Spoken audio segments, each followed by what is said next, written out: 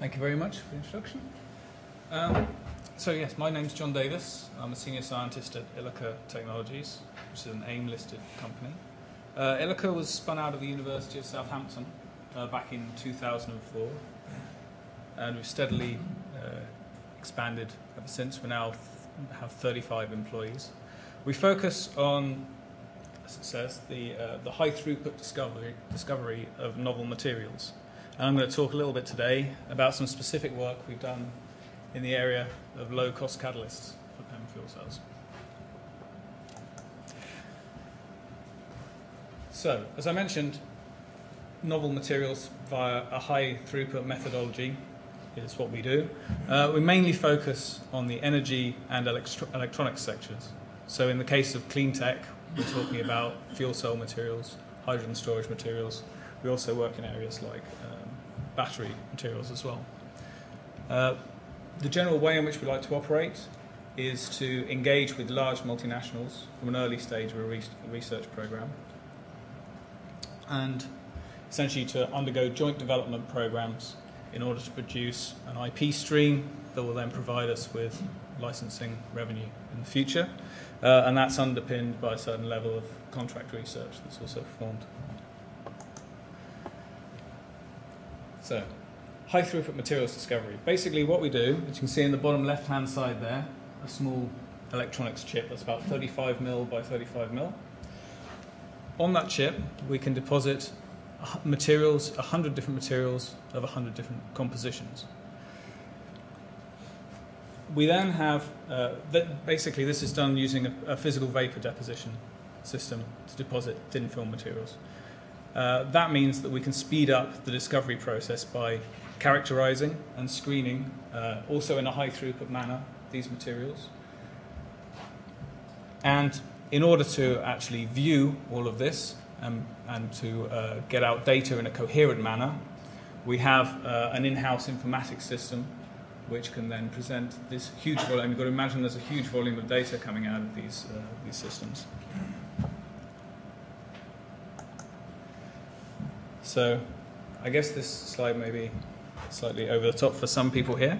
But essentially what we're looking at is the oxygen reduction process at the cathode of the PEM fuel cells. And we're looking for alternative catalysts which are cheaper than platinum, which makes up a large part of the PEM fuel cell cost. And of course what we're looking at is to try and find a material that is cheaper than platinum and that approaches the activity of platinum. Currently, of course, platinum is basically the industry standard. So as I mentioned, we have these electronic chips which we can deposit our 100 different compositions of a thin film material on. And in the case of our fuel cell materials, we can screen these 100 different fields in parallel in a half cell environment.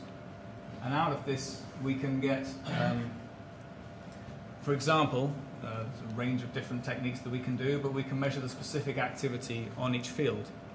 Then using our in-house software, we can get, in the case here it's a ternary plot, so you've got a ternary composition there, and plot on that the specific activity at different compositions. And what you can see quickly is that you can get a hotspot of an active material at a particular composition area. In this case it's a cold spot because it's a negative current, so you see it as a blue area on the left hand side there. Now in the case of the Palladium ternary catalysts, Ilika has a published patent in that area for a range of different Palladium based materials.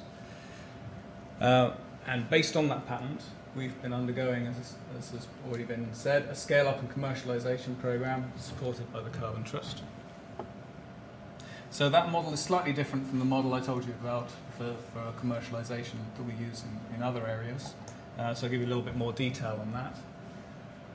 Basically, back in October of 2010, we started with, we partnered with ITRI to scale up these materials.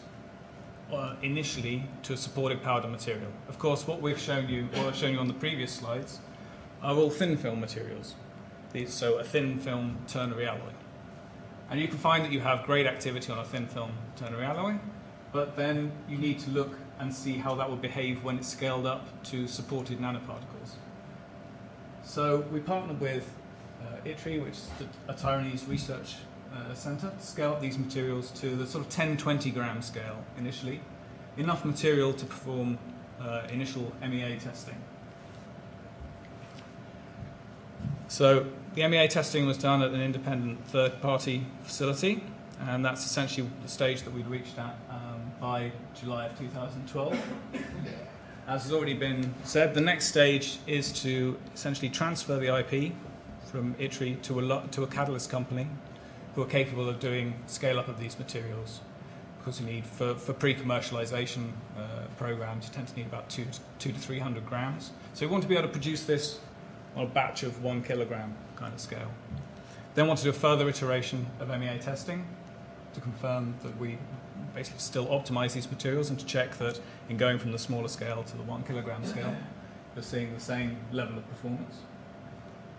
And then the materials will be ready to send out to automotive OEMs for initial commercialization. And we've already had interest from several automotive companies, in fact a couple who provided letters of support for the initial work. And then beyond that, there's further stages which I won't go into in too much detail at this stage. But you can see that the overall model that we have here is that, and this has worked for, or this Ilika applies in more than one field. That we combine the composition IP, which Ilika owns, with the manufacturing IP from a catalyst company, and any relevant third-party IP that comes out in freedom to operate surveys, to produce a final product. That product can then be sold on to customers. In this case, that would mean automotive companies or fuel cell companies. The revenue stream is returned to the catalyst company and royalties to Ilika. So that's the sort of model on which we're operating. A little bit more specifics about the materials that we've produced. So ITRI have made these catalysts supported on carbon.